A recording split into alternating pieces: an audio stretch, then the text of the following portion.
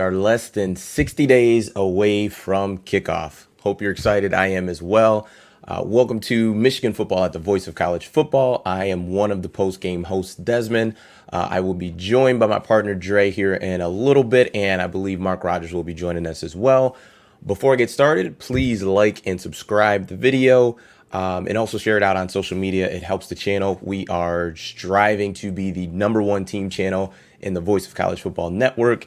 Also, while you're at it, subscribe to Mark's main channel, the Voice of College Football, and also join his Discord there via Patreon, where you can essentially join the live chat that is going on between, I think, 40 or 50 or so people who are talking about college football at all times. So thank you so much for joining us. I wanted to make sure we started right at 5 o'clock, just because I wanted to make sure we started right at 5 o'clock.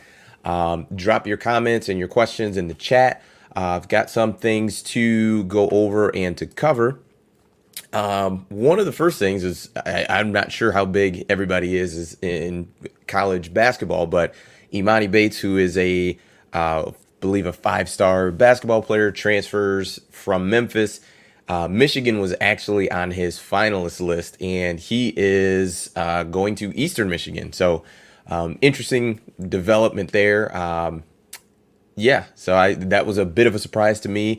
I think he's actually from Ypsilanti, where Eastern is. So wish the best for him. I think he had a bit of a tough freshman season, but he also, in fairness to him, reclassified. So last basketball season, he was actually supposed to be a senior in high school. So that definitely changes things a bit when you're essentially saying a senior in high school is playing college basketball. So,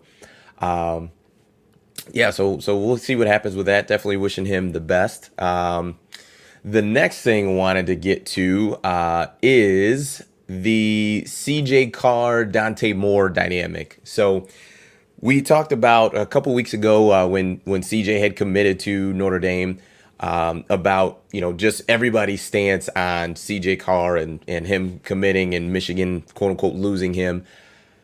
I haven't changed my stance. I still feel the same way. If Michigan did not prioritize him as a recruit and Notre Dame did, and that happened and he commits to Notre Dame, I'm fine with that. And it sounded like at that point he was all in on, or Michigan was all in on Dante Moore.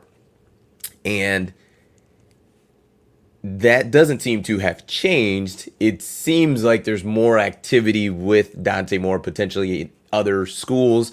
I think he's got an official visit coming up to Oregon, or if he has already done that.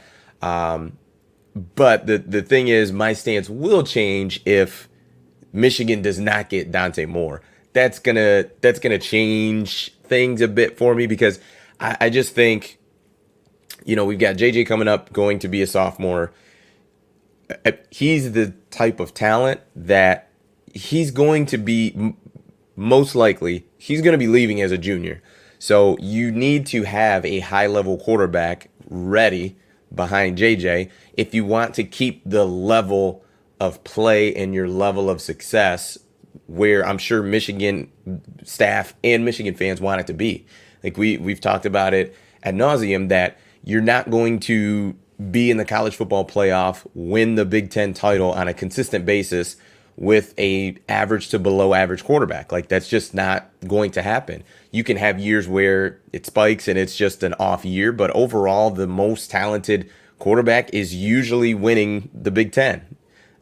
So if you don't have a guy who's ready to come in after JJ leaves, then you kind of get yourself back in that cycle of, all right, well, now we got to get a guy. Now we got to get a guy versus, all right, we've got him. Let's develop him. Let's get him to, get him ready to play. So we'll see what happens. Another thing that we talked about on the channel a couple weeks ago was just guys that we thought were just busts and just things that looked different. I saw some clips of Dante Moore. He is currently at the Elite 11 competition. I believe that's in Los Angeles. And I saw a couple clips, and the ball looks very like it comes off of his hand. It looks different. He's a guy that I think the 5-star rating is warranted. He looks like a special kid. So it would just be nice to see him commit to Michigan and wear the maize and blue. Like I said, you just want to you want to sustain that success, and you want to make sure that you have another guy, because you at this point in the college landscape, like, you almost want to have a guy every single year. I look at Ohio State, right? CJ Stroud is getting ready to have his next season, but they had Quinn Ewers. He's transferred, and he's getting ready to potentially and most likely be the starter this year. But he also has Arch Manning coming in as well. So what does that look like? So one of those guys is maybe transfer, maybe not. But just with the way that things are with the landscape, the one-time transfer rule, and just being able to be, I call it essentially a free agent, to be able to go anywhere that you want to go with no penalty of having to sit out, it changes things a lot. And you need to make sure you're having a high level talent play quarterback for you, because you're just not going to consistently be successful in college football without one of those dudes at quarterback. So we'll see what happens. It's blank name. Appreciate you for always tuning in and dropping a comment. But blank name says Phil Knight is showing more of the money on his Oregon visit, no doubt. And that's the potential issue is Michigan. Dre mentioned it last week that they are, focused on, the Michigan experience is going to be transformative, not transactional, and that's fine, and I understand it, but you just can't sit out NIL. You just can't. And whether it is the Michigan, the staff that is handling it, or getting things set up, or whatever the case may be, the Michigan collective, however it goes, you just can't sit it out. That's at the end of the day. You can't sit it out. So we'll see what happens. Let's Toast Media, Go Blue, Michigan, salute Des. Thanks so much again for joining us. And Blank Name mentioned, Michigan's got to pick it up on the recruiting trail. I think their NIL slowness is the reason for this drought. It's very possible. Very possible. Adrian Roberson says, man, I'm so tired of hearing about recruiting. I'm ready for the games to start. Agreed. I am as well. I am not I'm just not huge into recruiting, because the hit rate on it is just so, to me, especially when you're talking about 5-star kids, like, the hit rate is low. And because of that, like, it's hard for me to just hang so much on, one guy who commits, and to think that is going to change everything. Sometimes it does, but until you really see that guy on the field, competing, playing against other high level talent, like, it's just hard to tell. Some of these guys go to these high schools that they all play on the best, the absolute best team. They all play together, so they're not really playing any high level talent across from them. So it's a difficult thing to just watch a high school kid's film and just and be wowed, to think that that's going to be someone who's going to just change the world or change life. And especially at a program like Michigan, it's difficult to have that impact the higher of an elite program that you have. So Clemson had the defensive tackle Brian Burson, something like that. Like, he was the number one player in the country, and I thought he was a solid player, but I don't think he really changed life for Clemson. I think he was a really solid player, and I think a part of that is because of the type of the type of program that they are. They're a really, really good program. They had a bit of a down year, which I think for them is 2 or 3 losses, but it's difficult to move the needle as just one person when it comes to those elite programs. So we'll see what happens. But if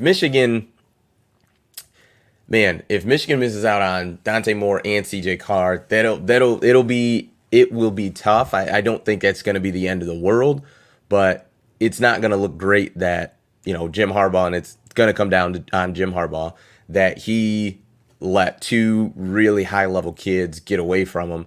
One of them in Saline, which is not far at all from from Ann Arbor, and even King High School is not that far from from Ann Arbor as well. So I mean that is a drive. Anytime you don't have to fly to go and see a recruit, see a kid, I mean you should be at multiple games for that young man and visiting him multiple times. And I know King is a school that has a lot of talent. They put a lot of kids into at the Division I level. I actually have a friend who teaches there, so there's Division I schools that are coming in and out of that school all the time to recruit those kids.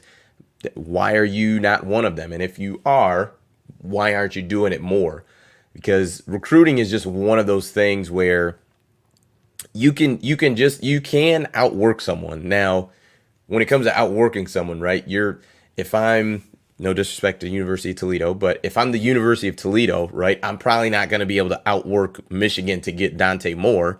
But as far as, a Michigan to Oregon comparison, Michigan can absolutely do that. They can absolutely do that. So we'll see what happens. It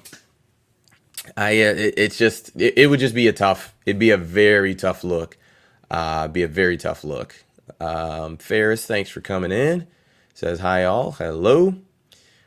Blink Name says, if they get Davis and let's say JJ leaves after junior year, there's potentially a gap. Getting more Carr was pretty vital. Agreed.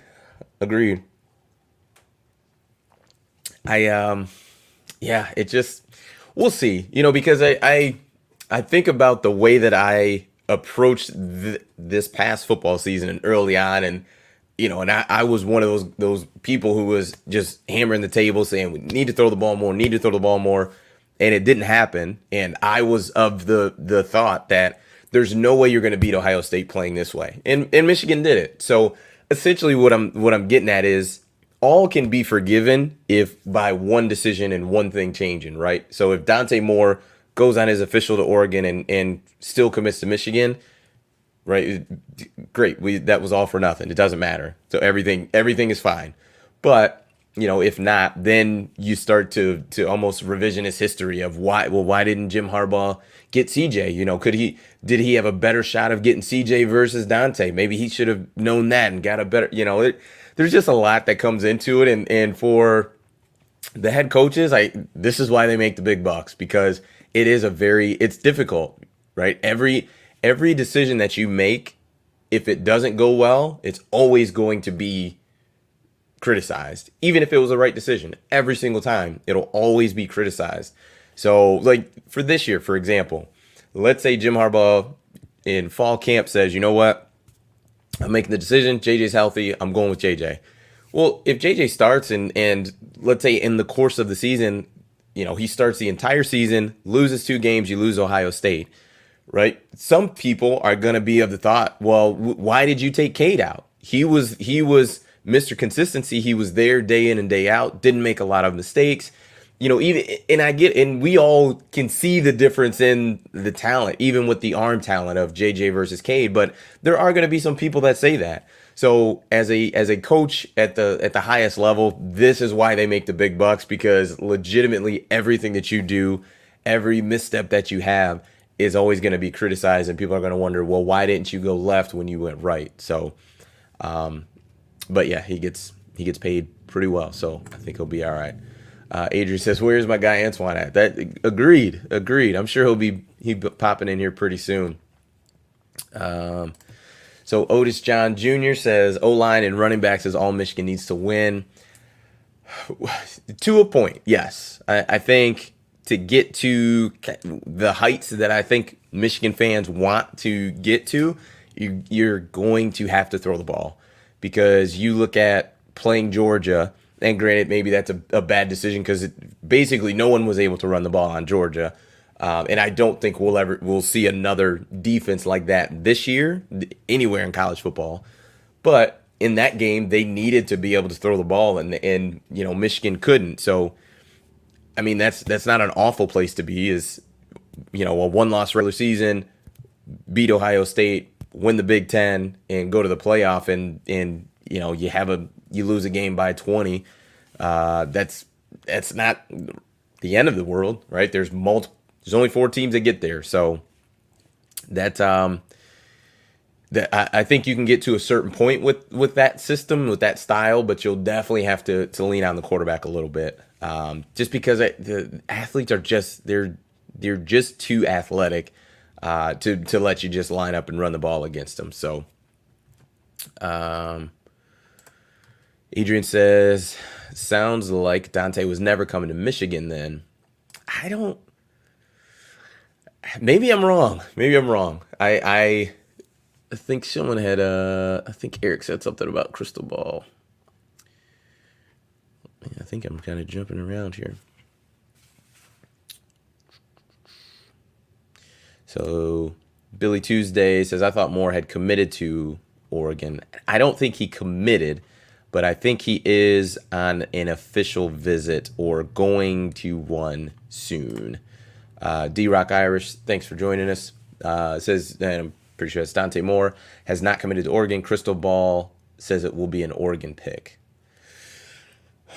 Once again, I don't know how these crystal ballers do what they do, but that'd be tough. That would be really tough. Because yeah, that'd be really tough if you lost both Dante Moore and CJ Carr, because and a lot of it is because of just how the proximity, like the ease that it would have been to recruit CJ and to recruit Dante. Like that would be tough. Potentially you could have visited Dante Moore 8 or 9 times in a month. Oregon, they can do that, but it's going to be a lot harder for that staff to fly out here, right, 9 times in a month, where it's a 20-30 minute drive for you. So I that would just be really difficult for me if that did happen, just because of the advantage that you have. And maybe it's something Dante wants, Michigan does not have a shot at, and maybe it's something Michigan doesn't even have. I don't know, but I just know based off of that season that Michigan is coming off of, that Michigan just had, which was historic, phenomenal, you'd like to see the residual effects of getting more 5-star guys, especially at the quarterback position. But we will see. Otis John, where's JJ from? I think he went to IMG Academy. Let's see. Because I'm kind of curious now, too. So he did go to IMG. He's from Illinois. LaGrange Park. Sure, it's a great place. Illinois. Rob J's right under him answering the question. Sorry, guys. Let's Toast Media says, let's just peel the Band-Aid off. You have a bunch of old men at Michigan. Blue collar, don't want to pay kids thousands and few millions to play college football. More about education. I mean, that's their stance, but I agree with you, Let's Toast Media. The Band-Aid needs to be pulled off. You just have to, and maybe you pick a booster who's just enthusiastic about it and would like to take on the collective, because I think that's the legal name of a group who is kind of handling the NIL or offering it to kids. Find it. I'm sure there's a booster who would be willing to organize everything, literally do all the legwork. I guarantee that. I would be willing to 100% guarantee that there is a booster who would be willing to take on that. Now, I haven't read all the NIL rules, so maybe a booster is actually illegal and not the correct person. I don't know, but you could find somebody. If Jim Harbaugh feels like it's just too much work, okay, great. But you can find someone. You can find someone. Shadyville 03. See now, and this is where it kind of gets a little tricky, right? Because Shadyville says I changed my mind on Michigan's NIL stance. I agree with it. Jim Harbaugh needs his type of guys, the type of players that love football. He's had more talented players that did less than last season. That did less than last season. Now, see, here's the thing. I don't think just because a kid loves football, or I'm sorry, just because a kid wants to get paid doesn't mean he doesn't love football. And I would even argue the guys and kids that you're talking about, I don't think they're sacrificing their bodies solely because they love Michigan football. I think that's part of it.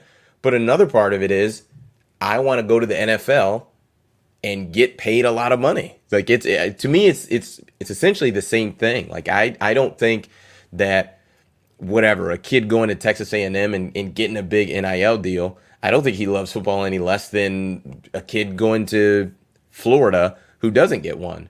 Like and to me, the type of guy that Jim Harbaugh wants is a talented guy. That's what I will tell you.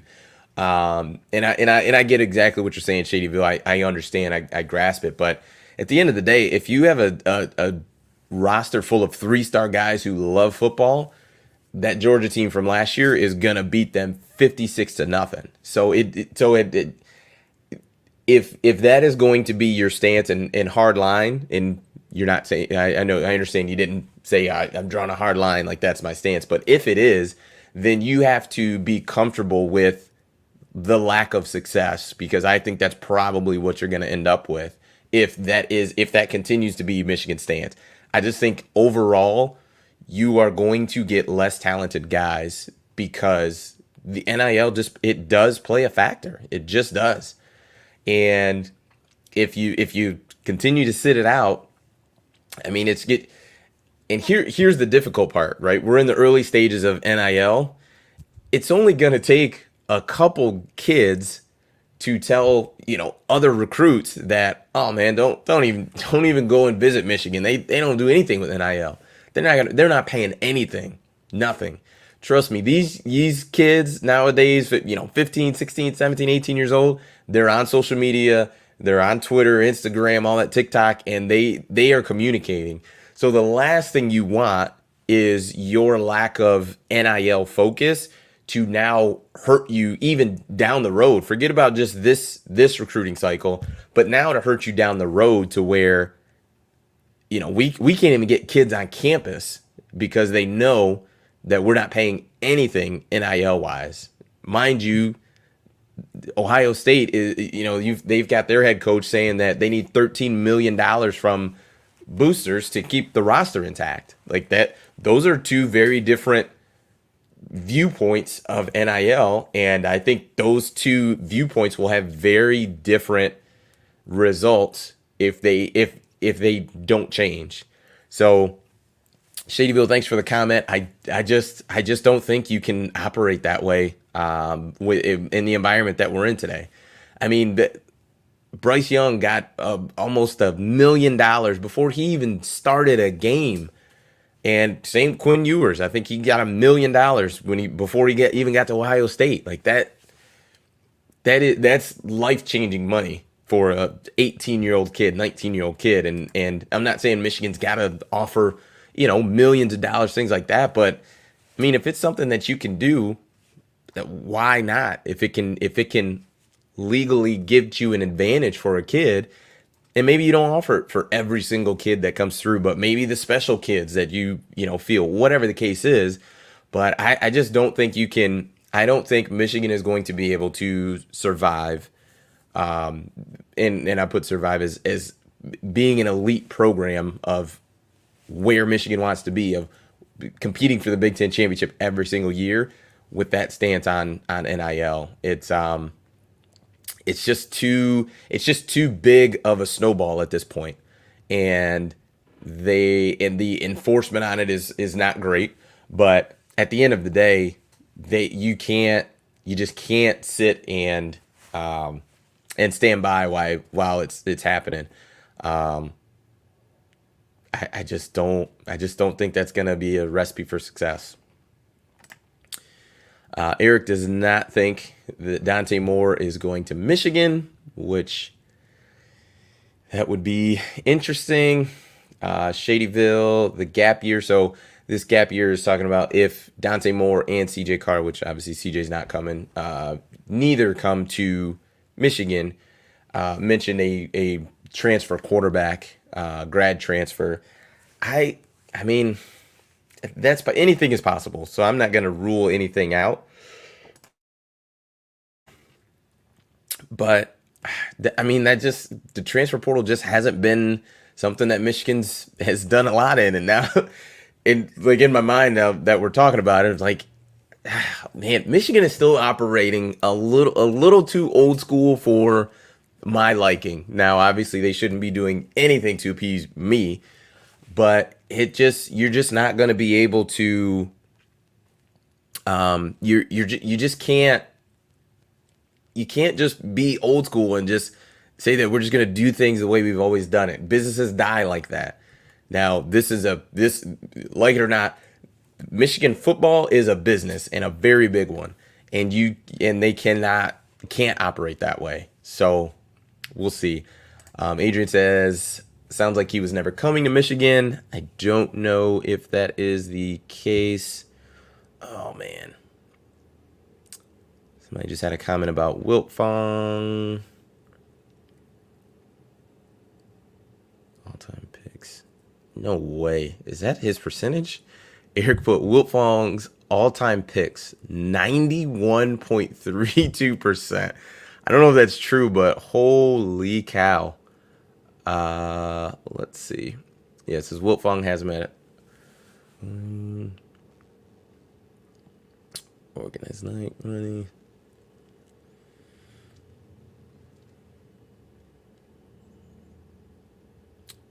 Okay, so yeah, Wiltfong is right about 93% of the time. Okay, here we go.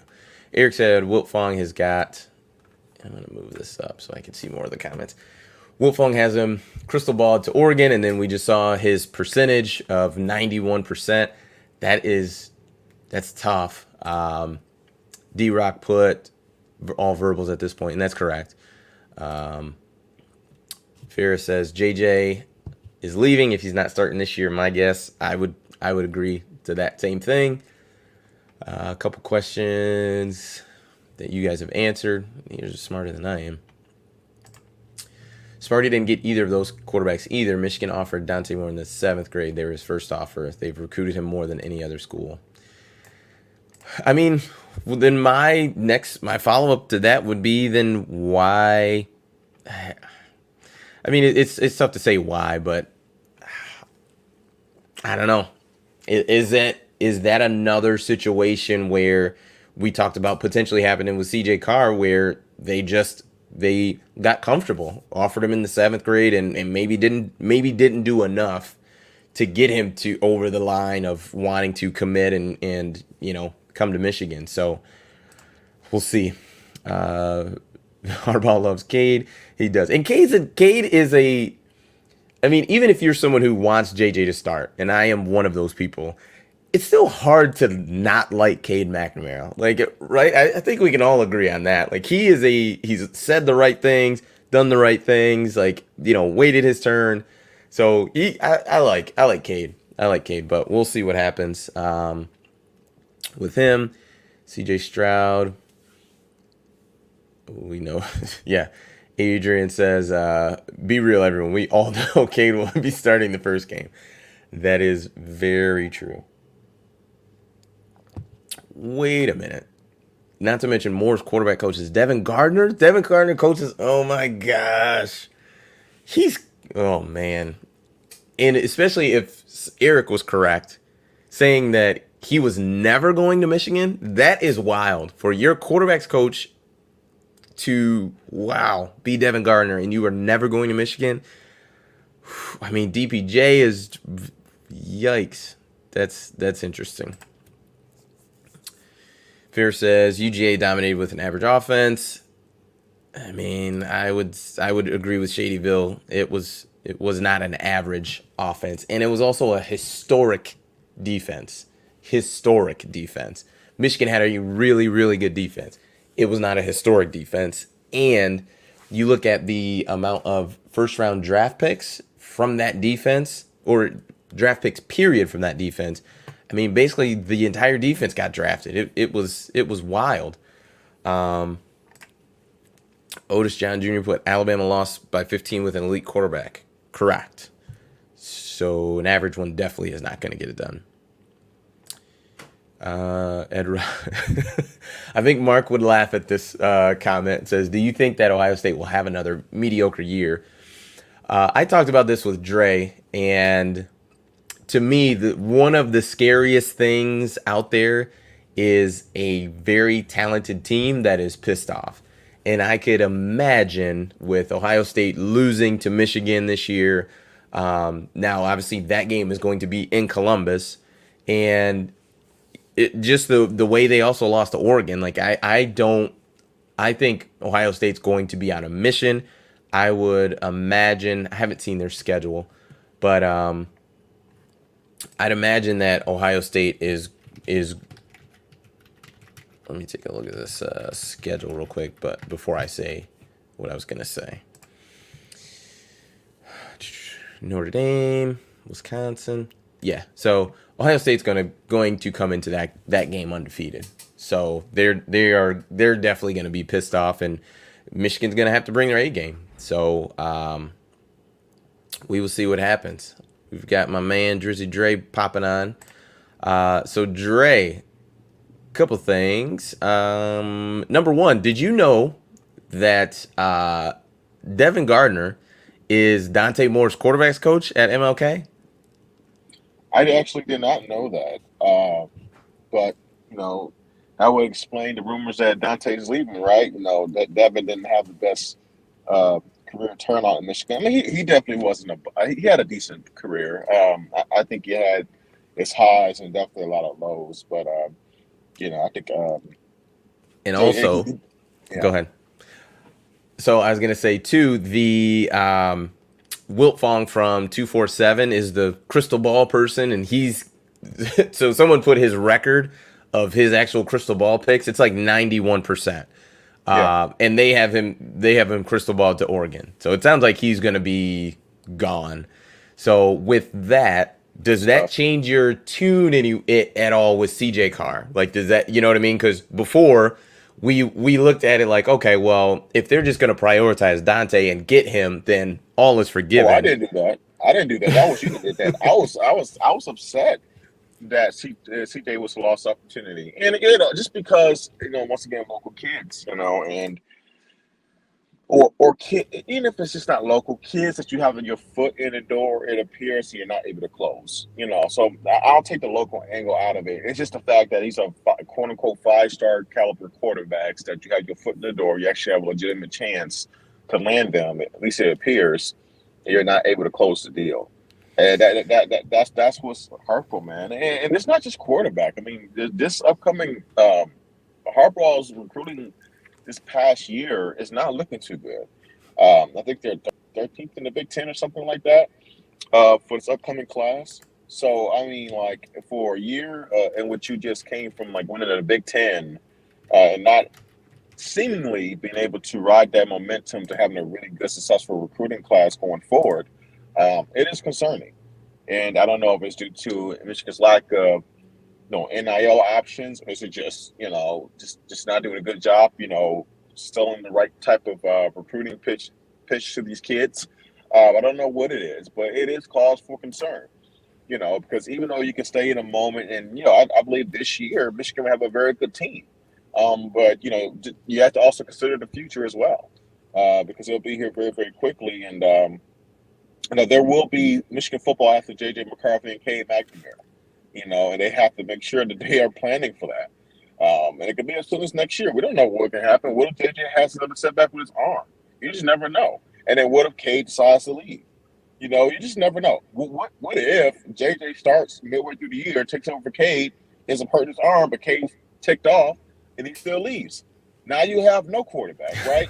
So like I'm just saying, I know that's a hell of a scenario I'm painting, but it can happen, and that's why it's always important to continue to um, restock that stable, as much as you can. So it's definitely not the end of the world if Dante Moore leaves and goes to Oregon and CJ going to Notre Dame, but it's definitely cause for concern for sure.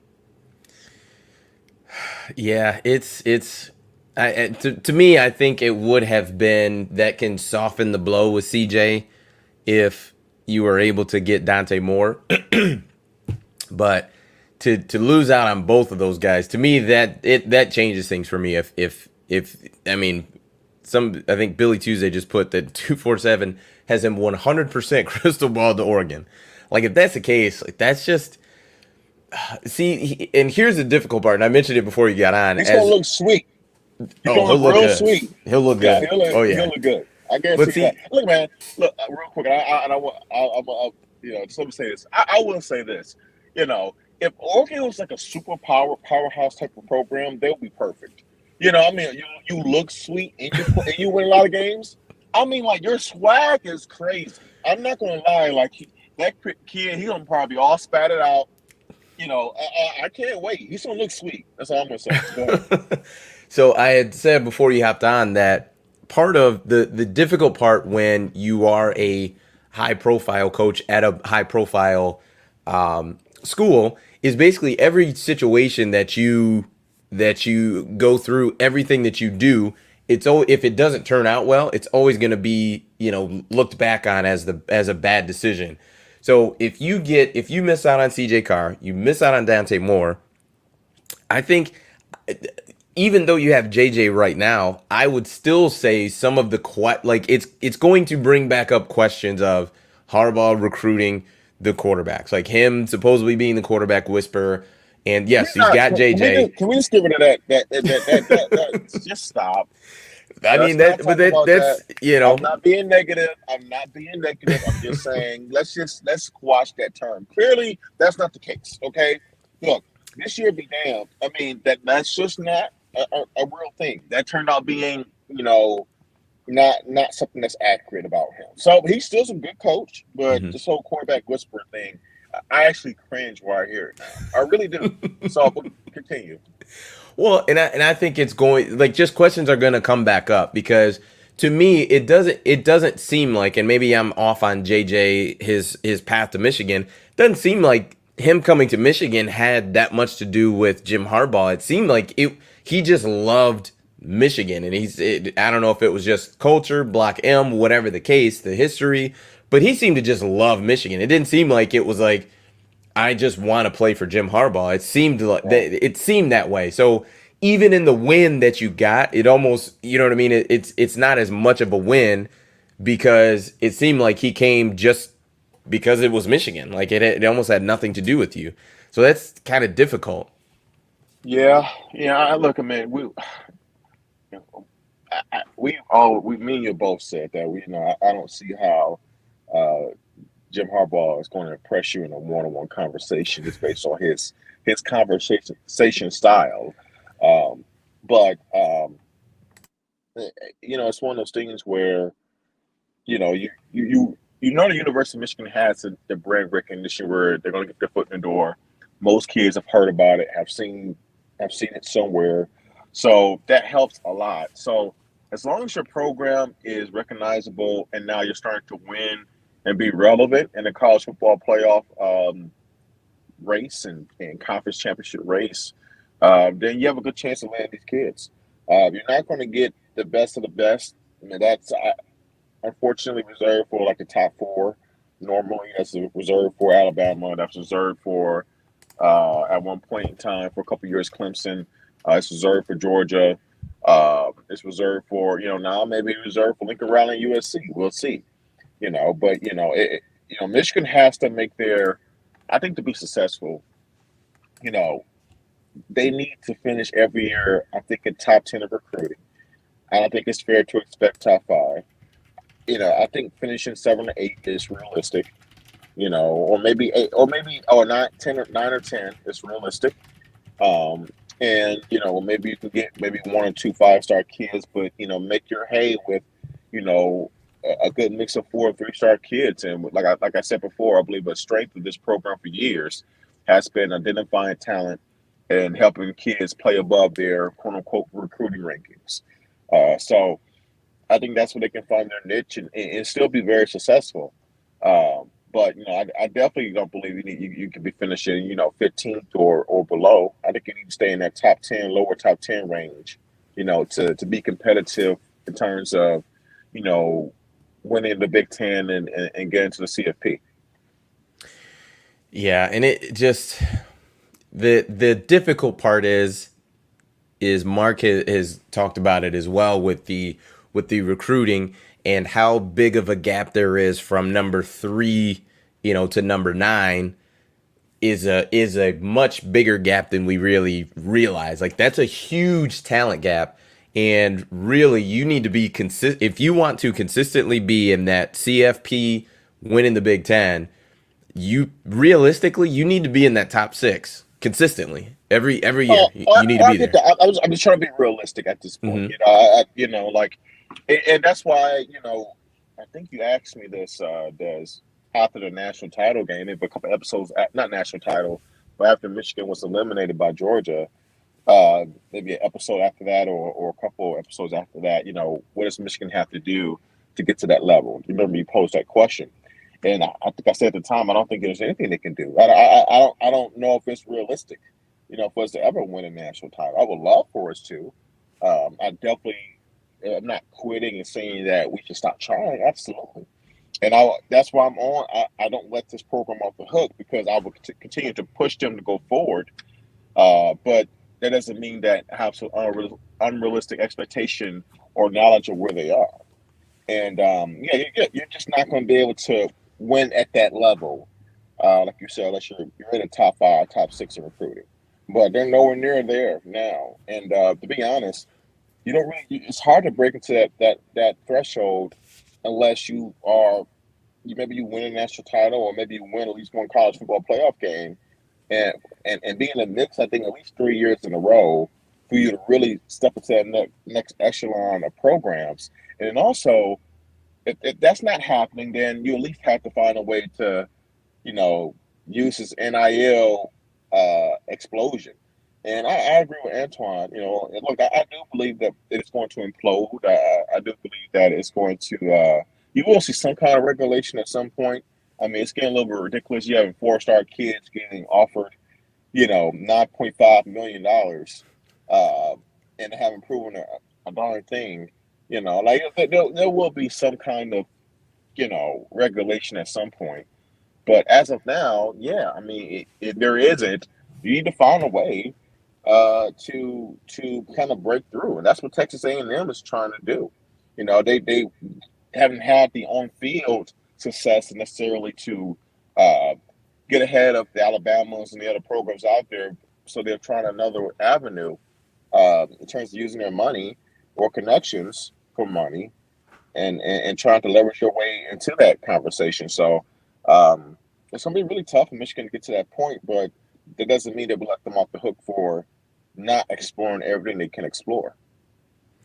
Yeah, and like you mentioned, having a couple years in a row with the college football playoff, because the big thing you know, is that is a day where everybody is watching your school. Like there's only 2 games on, and you're the main thing, the main event. Everybody's watching, and Michigan I think has that as well with the Ohio State game. Like it's always the highest rated game, but that's a little bit different. Like to have that the college football playoff, there's only 2 games on, you're one of the 2.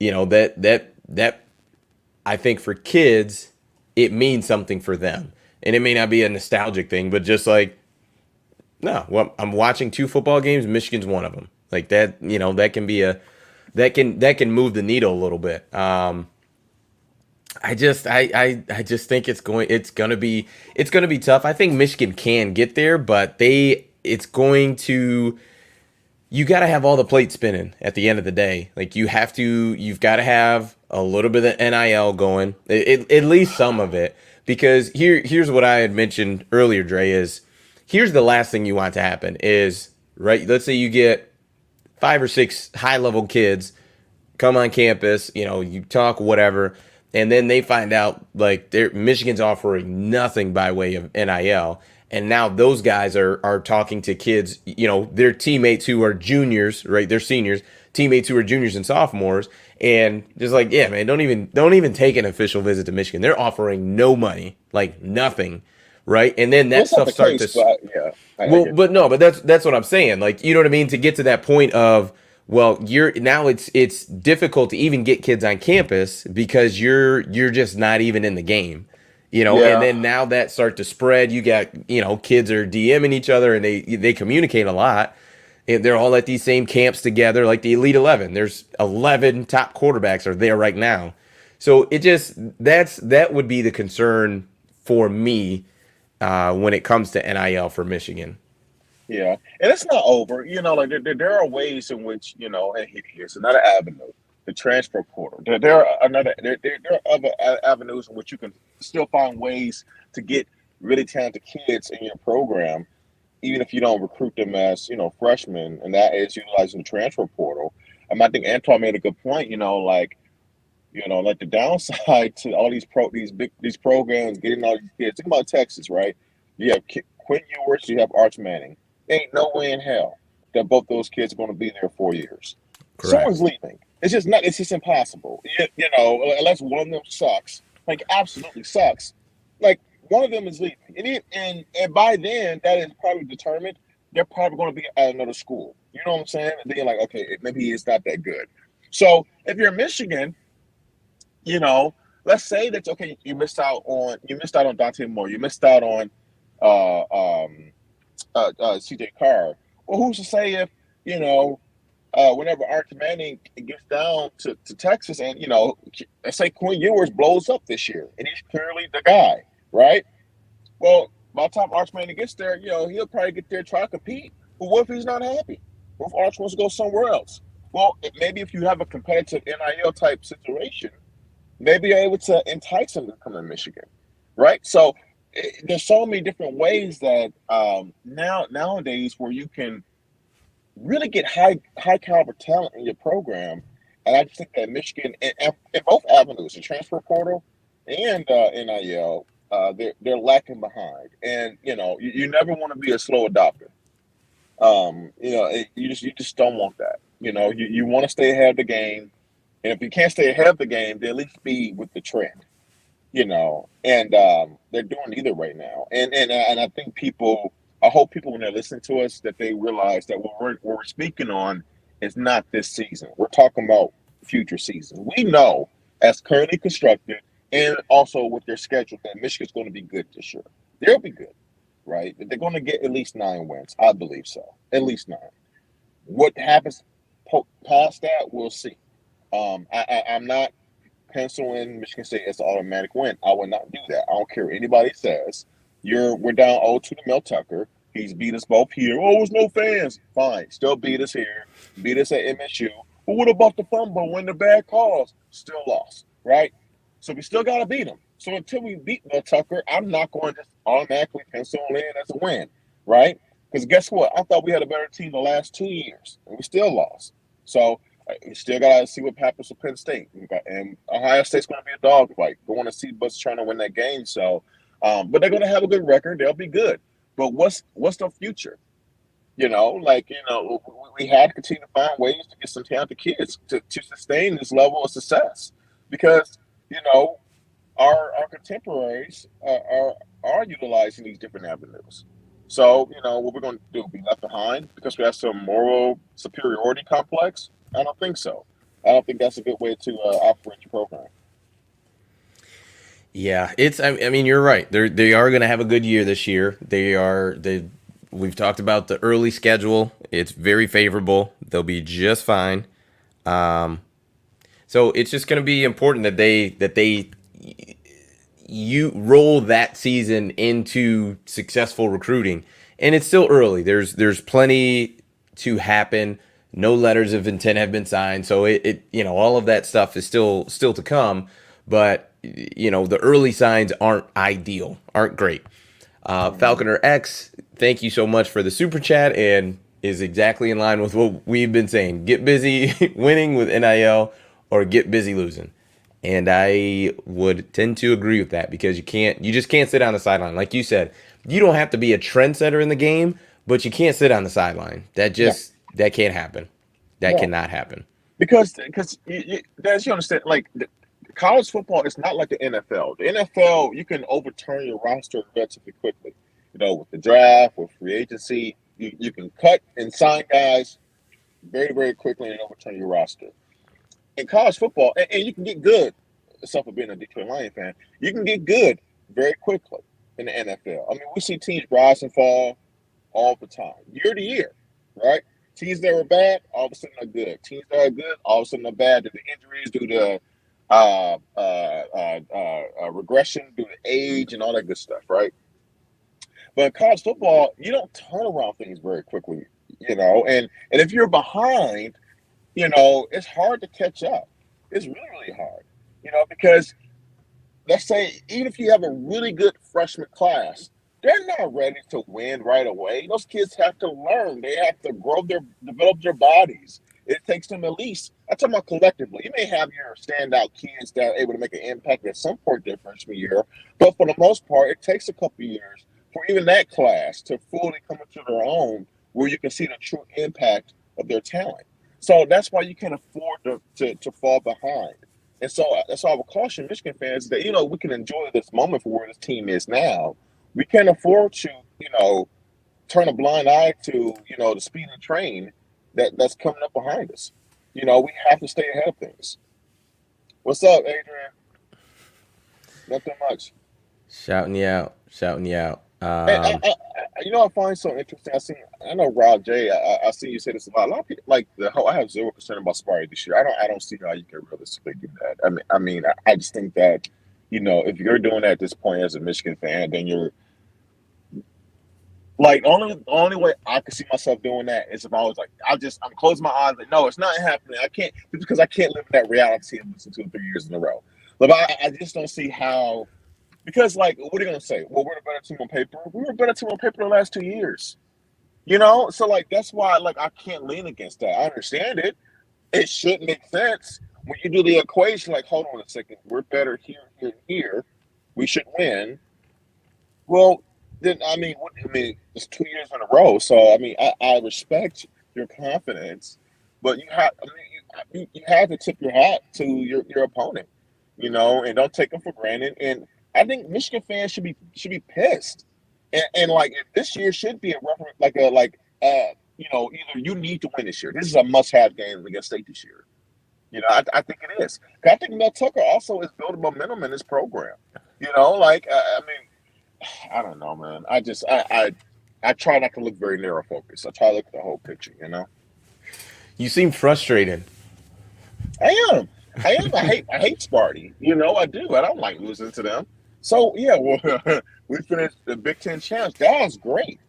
But you know how irritating it is. I look back on last year's season and I still see that 37-31 loss. It's tough, man. It's really tough to look at. And I think that 2 years in a row we've lost to, I believe, a lesser team. And I'm not saying that to be pompous. I'm talking about talent to talent. There's been years I thought State was actually better than us on paper under D'Antonio, but that ain't the case no more. At least right now. So, we gotta figure it out. Yeah. Yeah, it'll be interesting. I am not quite sure what the future holds. You'd love to see Michigan kind of roll this No, I this don't work past at Best success Buy. into, what'd you say? So someone asked me, I work at Best Buy. It's just a regular blue. It's not a Michigan blue. It's just a regular blue polo, guys. I don't work at Best Buy. Nothing wrong working at Best Buy, but I Right. don't work at Best Buy. There you go. The Geek Squad. Yeah. Yeah, it just you just love to see, Michigan having a historic year to roll that into a really great recruiting class. So it hasn't materialized yet. There's still plenty of time but you can't keep letting 4 and 5 star quarterbacks commit other places because after a while, there's not going to be any for you.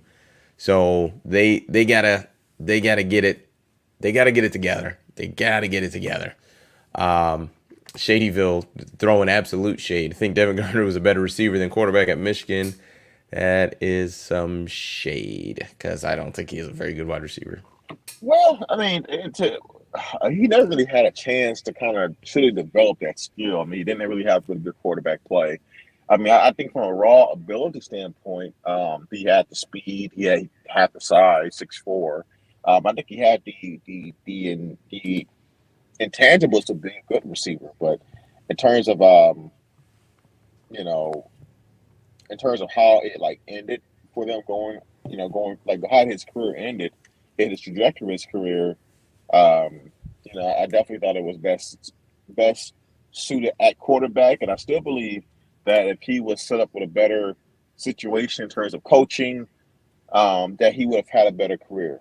You know, I think if you put Devin Gardner at Ohio State, you probably see a totally different outlook on his career. Just based on how his skill set, being really athletic, having a good arm, he would have fit the prototypical Ohio State quarterback. While in college, being good. You know, we can make jokes about how bad they are in the NFL. The JT Barretts, the Braxton Millers of the world, Terrell Pryors, all these guys that go to NFL typically have to actually change positions. But in college, they were able to become successful. So you know, yeah, I think Devin did just fine.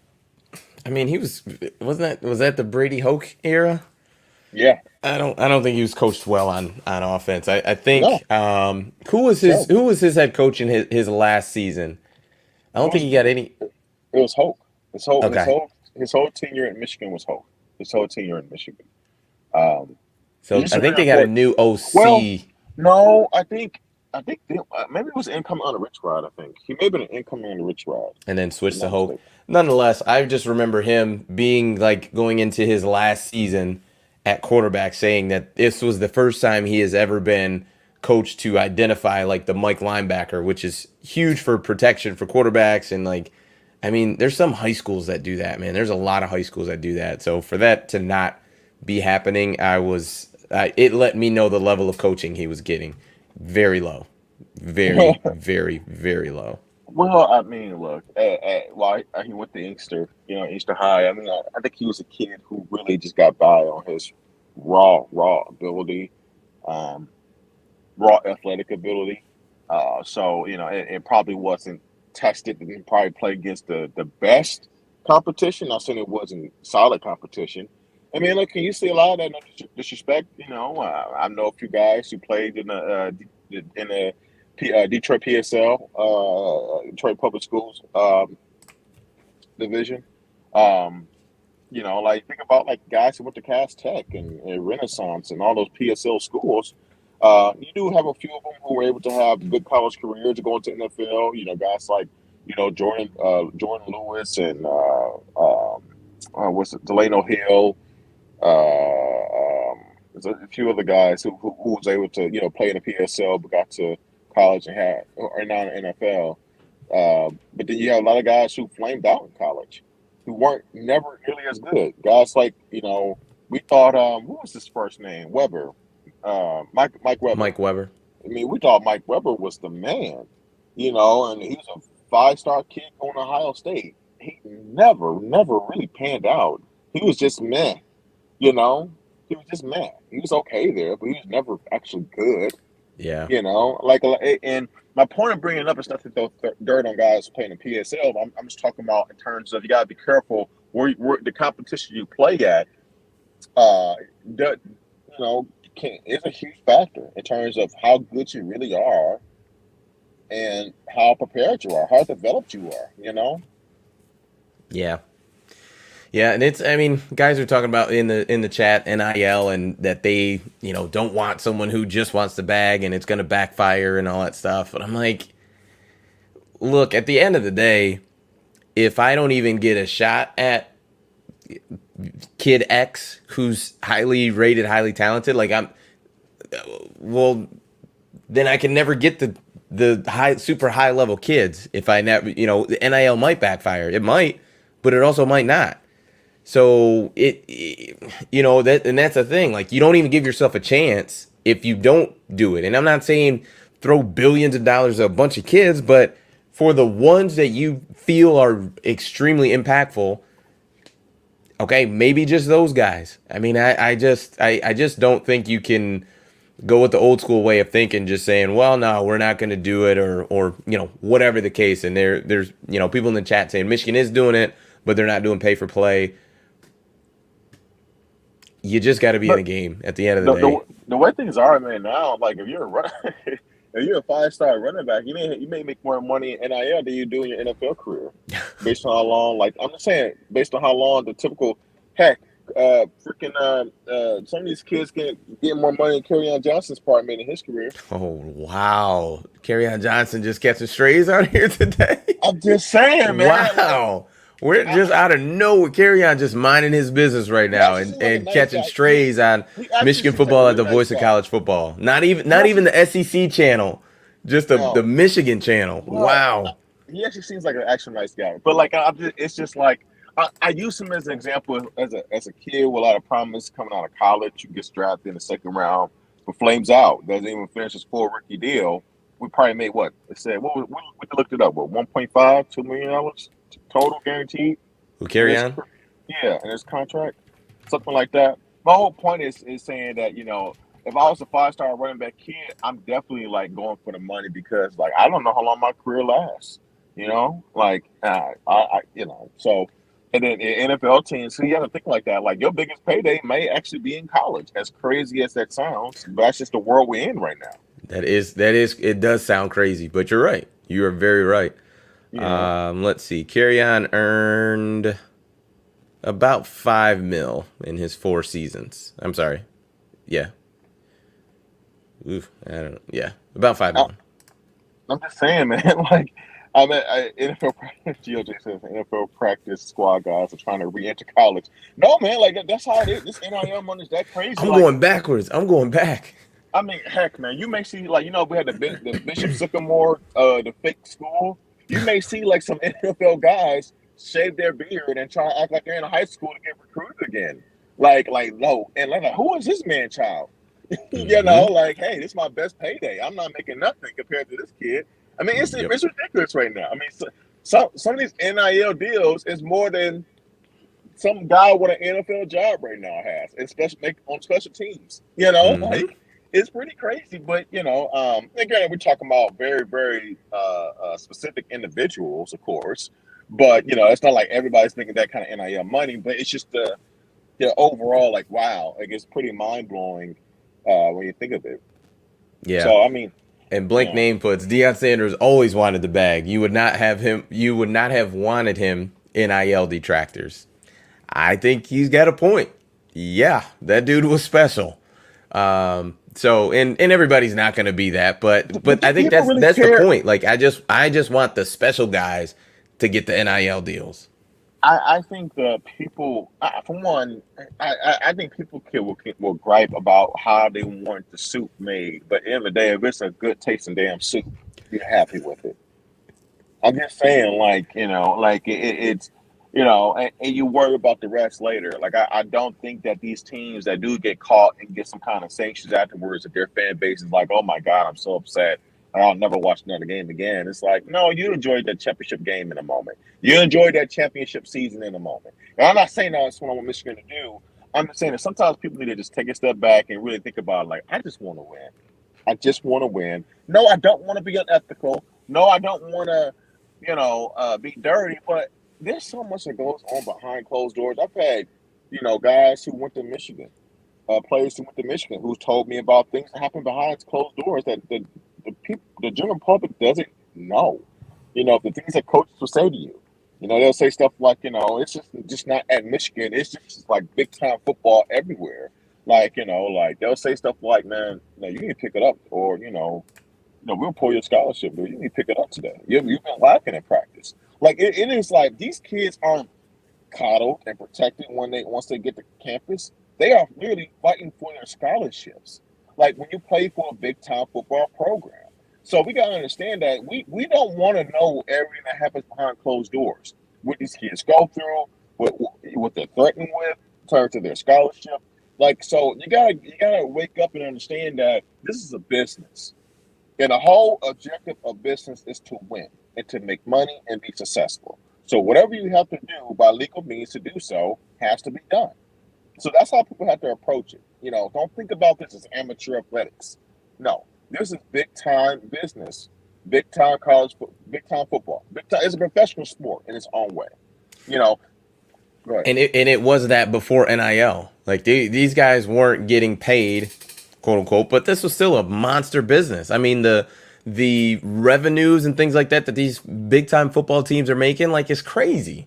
Like, Hmm. so this was big time football and big business before NIL came into it. Essentially, these kids are getting, well, not even 1% of the pie when you look at college football as a whole. They're getting, yes, it's a lot of money, but in the grand scheme, they're getting nothing. So, Hmm.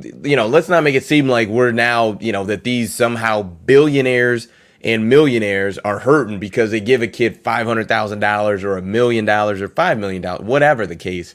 Like, these guys aren't hurting. And why do you think they can give them that much money? Like, because they're going to make more on either the program or something on the back end. So it's just not, it's this notion that, like, these kids are, somehow breaking the bank and that, these collectives don't have enough money. Let's relax on that. This was a big business well before NIL got introduced. I mean, football.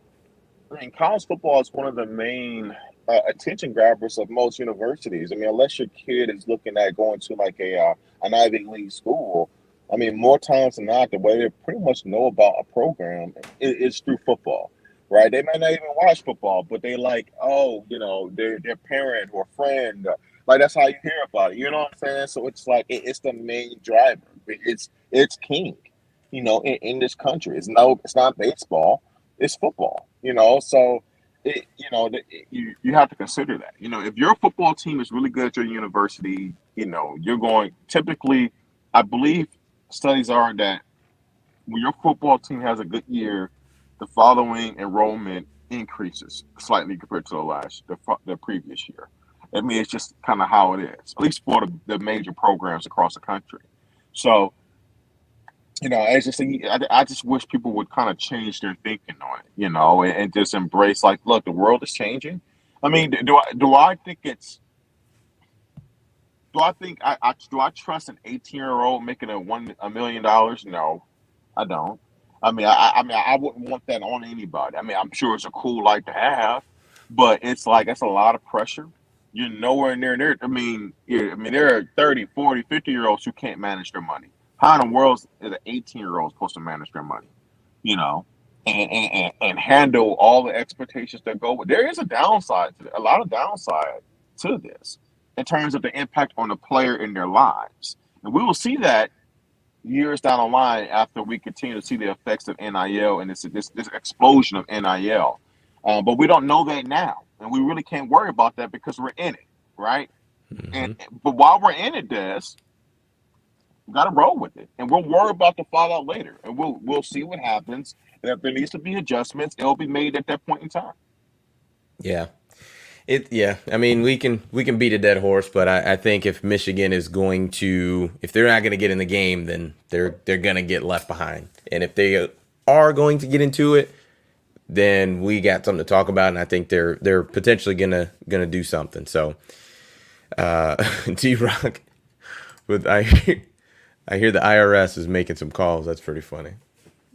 Yeah, I saw one scoop, John. Yeah, Iowa at Kennett worries me. It worries me too, but don't let Dad hear that. He thinks that is essentially a scrimmage type atmosphere. So whatever. Well, if you kick a field goal, you're gonna win the game. So I think Michigan will be fine. I Be just careful. Don't let I'm Corey just not hear that. even. Well, according to Corey, I mean, like, all Michigan has to do is fumble punts and miss field goals and all kind of uncharacteristic things, and Iowa has a chance to win. But whatever. I'm gonna leave Corey alone, man. He's great at what he does, and He he's is. a Corey doesn't trooper. need to be catching strays. Not today. Iowa week, Yeah. he can catch some strays, but not now. Not now. But yeah, I just you're the better team. Just go win at Kinnick. I don't care if it's Kinnick or a parking lot. You're the better team. Go and win. That's what really good teams do. So Don't get it twisted. Do not get it twisted. That's going to be a long night. Like I think that probably flex. I would assume it's flexed to a night game, but if it's not, that's going to be a long day. I'm going to be pissed if they lose. Don't get it twisted now. I of won't be coming up here. course, I'm not going to be coming up here and service some serve ice cream. Talking about hey, that's a tough place to play. We just couldn't handle it. No, I'm going to be livid. So I'm not making an excuse for them. I'm just kind of laying out what's in front of them. But they are the better team. They are the better program. Get it done. But we'll talk about that when we get there. that sounds good, man. All right. Well, I think that is it for us. Our last show in June. We're trending. We're about to be in July and in Getting August close, before you man. know it, man. It's just Yeah. crazy. It's crazy how quick the summer's rolling. I mean, June's over. So now we got, July and August is camp. So it's it's interesting, man. It is interesting. Well, what I'll say to everyone as we sign off, and have a enjoyable, safe 4th of July weekend. Be careful if you're going to use fireworks. We all know that every year there are some major accidents. So, on a serious note, please be careful. Have fun and enjoy your time. Sounds good. All right, man. Peace. Peace.